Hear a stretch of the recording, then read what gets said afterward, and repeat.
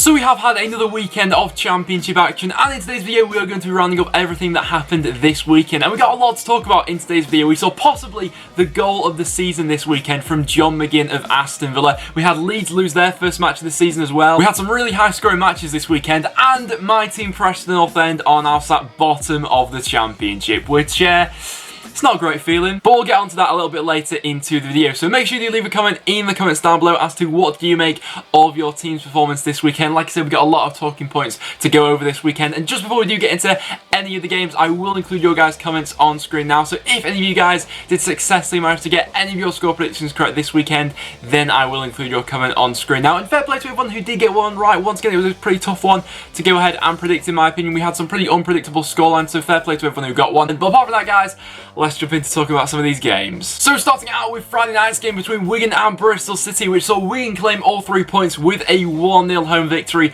over Bristol City. In terms of a spectacle of a game to watch, it wasn't really the best. It was quite a scrappy game eventually, which probably did suit Wigan better, really. You know, the sort of tempo and intensity that Bristol City like to play with wasn't really on show in this game. I thought that, you know, the levels they've set for themselves this season, they weren't really living up to that in this one. You know, going forward, they're normally very dynamic. In that game, I didn't get that impression, really. The only chances of the game which really felt them, Vyman had one from outside the box and Jeju had one late on, but apart from that, they weren't really testing Wigan in this game. Coming into this game, Wigan had a couple of injuries for some of their strikers, which meant that Joe Garner got his opportunity to go ahead and start for them, and he's not changed at all since he was at Preston. Probably should have been sent off for a really high challenge on Webster, his former teammate at Ipswich Town. Let me know down below what you guys made of that. But in terms of being a target man and winning absolutely everything in the air, committing to every challenge he's going in for, Joe Garner, I thought, led the line quite well for Wigan in that game. Probably is better suited to a two-striker formation, but as Wigan were limited for options going forward, I thought as a lone man up front with Windass and Powell playing off him, he did quite well. And in the end, it was Powell with the only goal of the game. A fantastic ball coming in from Josh Windass,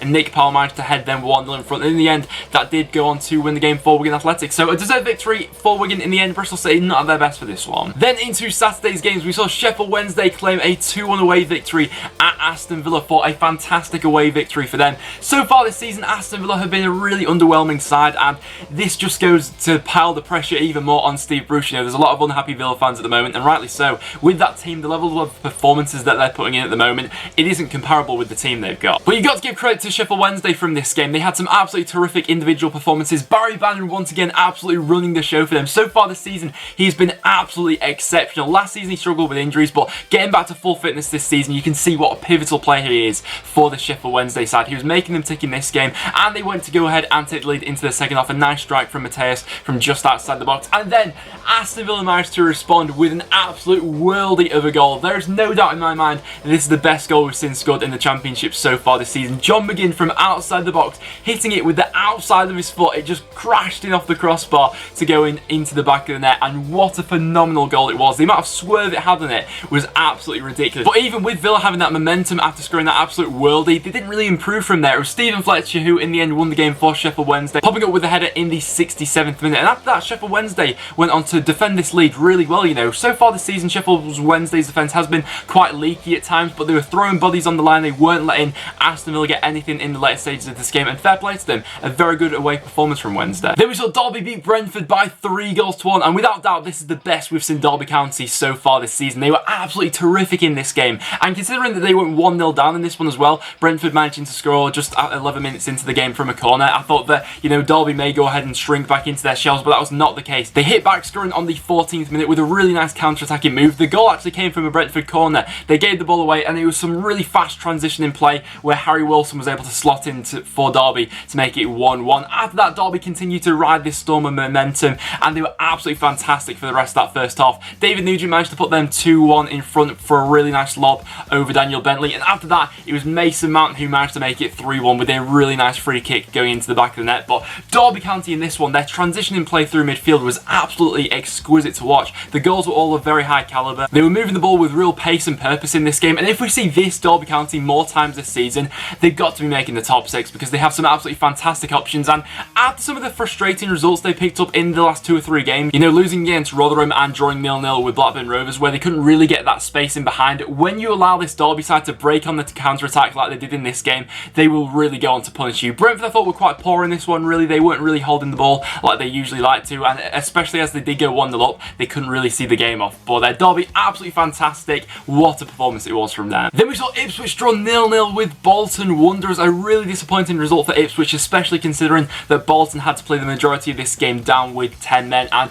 watching the game afterwards, you know, you couldn't really tell that Ipswich had that extra man on the pitch really going forward. They weren't offering a lot in this game, and you can just see that, you know, they've lost all their attacking impetus from last year. You know, they saw the likes of Wycombe, Garner and Selena, their 3 main goal threats from this season, and the players they've replaced them with, especially with bringing the goal threat, it's just not been there with Ipswich so far. And, you know, ultimately that's been the reason why they've not gone on to win a game so far this season. And so it's an interesting time around Ipswich at the moment. I'd be interested to hear from some Ipswich fans as to what do you make of Paul Hurst so far, and do you think this squad in general is good enough? You know, you went to poach some players from League 1 and League 2. Some of them made the step up well, others I've not been too impressed by so far, but they did have a couple of chances towards the end of the game. You know, Chambers had a good header that was saved by Alwick in the end, but apart from that, not a lot going forward. But with Bolton playing the majority of it down to 10 men, a decent point for them. And then we saw Birmingham beat Leeds United 2-1 away from home with a fantastic away performance from Birmingham, as they were able to claim their first win of the season. And it has been quite a long time coming for Birmingham, because so far this season they've been putting in some really underrated performances. You know, they've absolutely battered some teams sometimes, but they've just not had that final product to go ahead and see them off. But in this game they were able to do that. Che Adams popping up with 2 goals for them. Bailey Peacock-Farrell has been a player who so far this season I've been largely impressed by for Leeds, but in this game I think rightly so he has received a bit of criticism. You know, the first goal that Che Adams was able to score, he was landing a shot up on the edge of the box. It looked like he was preparing to bend it into that far corner. Peacock-Farrell sort of misread it, I guess. Che Adams then shot towards the goalkeeper's near post, and Peacock-Farrell was caught out of position. Quite poor really. You know, you would expect better from a championship level goalkeeper, and after that it just got better for Birmingham. A really nice counter-attacking move. Che Adams managed to slot in for his second of the day from the edge of the box. A really nice finish from him. And after that, you know, going into the second half, Leeds definitely had a response. You know, they had a lot more attacking impetus going forward in that second half. Birmingham looked to be a lot more defensive, and rightly so. You know, they were 2-0 up away from home against Leeds United. Alioski was able to get one back in the 85th minute, and after that they were really pressing for that equaliser, and Lee Camp actually popped up with a really good save towards the end of the game. You know, I've been quite critical of Lee Camp so far this season, but fair play to him, that was a really big save from him in the end, and obviously in the end Birmingham were able to hold out for that 2-1 away victory. So overall I feel like Birmingham do deserve this. You know, with the way they've been playing so far this season, they've been really unlucky with not getting results in some of the games they've had so far. So maybe this will, you know, they'll be able to build on this now. Chelham's in a good run of form at the moment. Maybe he'll be their talisman going forward this season. Our next game finished as a goalless draw between Middlesbrough and Swansea City. Not the best game to watch in the end, but even so I feel like it'll be a decent point for Swansea really, especially considering some of the injuries they had going into this game. Both teams came sort of close to scoring in this one. Ollie McBurney and Olsen both had chances for Swansea in the first half, and Tom Carroll also came close, but Middlesbrough probably had the majority of the ball for this one, and a lot more of the chances as well. A lot of them though were sort of half chances from outside the box. Daniel Ayala had a decent chance for them, so did Stuart Downing as well, but nothing was really falling for either side in the end. And so finishing as a goalless draw. Both sides so far this season haven't really been in complete free-flowing goal-scoring form. You know, Swansea so far this season haven't always been brilliant going forward, but even so defensively both sides look fairly tight for this one, and a 0-0 draw, not the worst result in the world for either side. Then we had Forest beating Rotherham United by 1-0 in what was not the best of games going on this weekend really. There weren't really many chances, only 3 shots on target in the entirety of the game. I don't think there was even a shot on target in the first half of this one, but you could tell what Rotherham's game plan was coming into this game. They were looking to sit very deep, nullify this Forest side going forward, who had picked up a bit of momentum from their last game, and for large parts of the game, you know, it was working. They were frustrating Forest. Forest weren't really able to craft out anything, and going into the second half, Rotherham had a bit more impetus going forward. You know, Pantilimon had to make a couple of saves, but you could tell that this Forest side was really probing for something. You know, Gil Diaz and João Carvalho working in behind Lewis Grabban, looking to create something. They had a couple of chances themselves in the second half, but in the end it was a penalty which did win it for Forest, which Lewis Grabban managed to convert. So 2 goals and 2 now for Lewis Grabban. He'll be looking to continue that goal scoring form, and even though it wasn't the best game, it's important that Forest keep up this momentum at the moment. That's now 2 wins in 2 for them, and so they're looking alright at the moment. Then next up we saw Reading beat Hull City by 3-0 in what could be a massive result for Reading's season really. It's their first home win this season, and they managed to keep a clean sheet as well while scoring 3 goals. It was quite a convincing performance from Reading, especially going forward in this one, and the tone for this game was sort of set very early on as Baldock was able to give Reading the lead after just 4 minutes, and after that Hull City, they didn't look bad going forward. They actually had 3 goals disallowed in this game, 2 for offside and 1 for handball. You know, Jared Bowen was looking to create things going forward, so was Grosicki, but defensively is where Hull really fell down in this one. Reading managed to double their lead after 70 minutes through John Daddy Bodvarsson. Some nice slick play from Reading in and around the penalty area, and John Daddy Bodvarsson managed to slot in for Reading's second of the day. And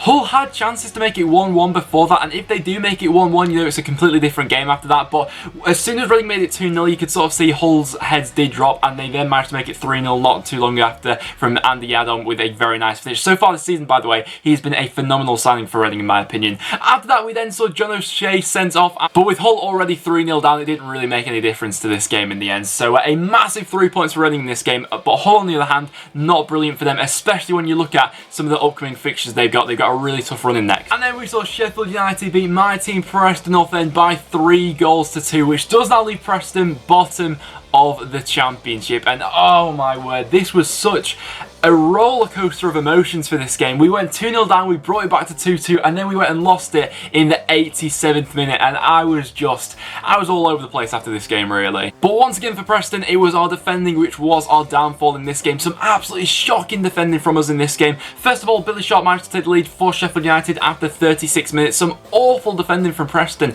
A quite simple through ball managed to deceive us down the left-hand side. Andy Hughes cut out of position. The ball was laying cut back across goal, and Tom Clark just jogging back towards goal. Billy Sharp was able to sprint past him like he was a prime Usain Bolt or something, and then took into an empty net. Some really bad defending there, lackadaisical from both Paul Huntington and Tom Clark for not getting back into position. And after that, that sort of continued into the second half. Chris Basham was able to give Sheffield United a 2-0 lead after 51 minutes, and when they went 2-0 up, I sort of said that was it for Preston. I couldn't see us getting back into the game, but Callum Robinson on the 80th minute managed to pull one back for Preston.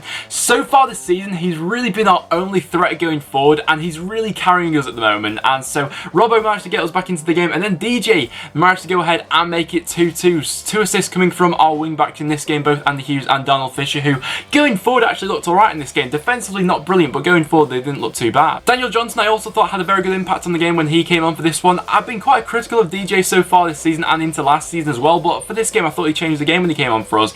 After that, you know, I thought we'd even go on to look for a winner for this game, but then in the 87th minute, once again some very slack defending from Preston managed to leave David McGoldrick in, and Sheffield United made it 3-2. So a really frustrating game for Preston, this one. Nothing seems to be going for us at the moment, and realistically it is us, you know, we are causing this downfall because our defending is absolutely all over the place at the moment. In my opinion, even though he is the captain of Preston, Tom Clark needs to be dropped at this point. His performances so far this season have been nothing short of abysmal, really, and that just goes to sum it up in this game, really. But nevertheless, a very good victory for Sheffield United, who are now left 4th in the championship. Then into our next game, we saw Blackburn beat Stoke City by 3 goals to 2 in a fantastic away performance, and I feel there's a lot of similarities at the moment between Stoke City and Preston North End. Going forward, we can both score goals, but defensively, we are both absolutely shocking, and that was continued into this game. Bradley Dack managed to give Blackburn the lead after 26 minutes. Some really slack defending from Stoke City. A through ball that managed to deceive the whole back line, and Bradley Dack was left with an acre of space to go on and took into the back of the net.